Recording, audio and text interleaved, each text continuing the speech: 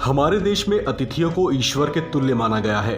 वेदों की ऋचाओं में कहा गया है, चक्षुर्दद्यान मानो दद्याच वाचम दद्याच सूनृताम अनुव्रजेत दुपासीत स यज्ञः पंच दक्षिणः। यानी जब कोई अतिथि पधारे तो प्रसन्न चित्त दृष्टि और वाणी से उसका सत्कार करना चाहिए। ये मनुष्य के लिए पंच दक्षिणा के समान है। भारत और यहाँ के वासी अपने इस नैतिक कर्तव्य को अच्छे से समझते हैं, लेकिन कुछ ऐसा है गुजरात के दिल में जिसे याद कर वो आज भी सिसक उठता है।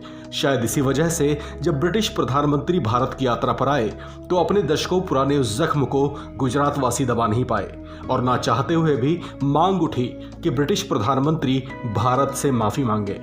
अमूमन घर आए अतिथि से ऐसी मांग नहीं की जाती, लेकिन बात है ही कुछ ऐसी। दरअसल ब्रिटिश प्रधानमंत्री भारत यात्रा पर आए तो इस मौके पर वे गुजरात में गांधी आश्रम भी गए, जहां लोगों को उनके आगमन पर याद आ गया करीब 100 साल पुराना पाल दाधवाव आदिवासी नरसंहार, जिसे गुजरात के जलियांवाला नाम से भी याद किया जाता है।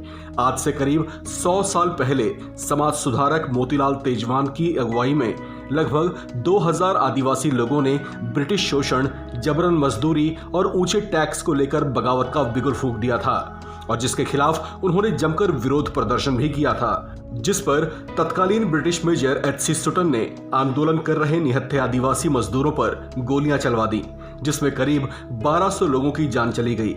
मौत का वो मंजर ऐसा था कि शवों को ठिकाने लगाने के लिए उसे कुओं और तालाबों में भरवा दिया गया।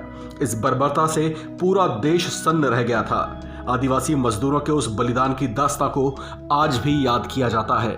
ऐसे में ब्रिटिश पीएम जब भारत पहुंचे तो समाज सुधारक मोतीलाल तेजावत के वंशज महेंद्र तेजावत ने उस घटना को याद करते हुए कहा कि ब्रिटिश प्रधानमंत्री को उपनिवेश काल की उस बर्बर घटना के लिए माफी मांगनी चाहिए। उन्होंने कहा कि वो घटना आज भी भारत के इतिहास में ब्रिटिश शासन के काले अध्याय के तौर पर दर्ज है, जिस पर ब्रिटेन को शर्मिंदगी होनी चाहिए और कम से कम अगर उन्हें आज ऐसा महसूस होता है कि जो हुआ था वो गलत था तो उन्हें इसके लिए माफी मांग लेनी चाहिए।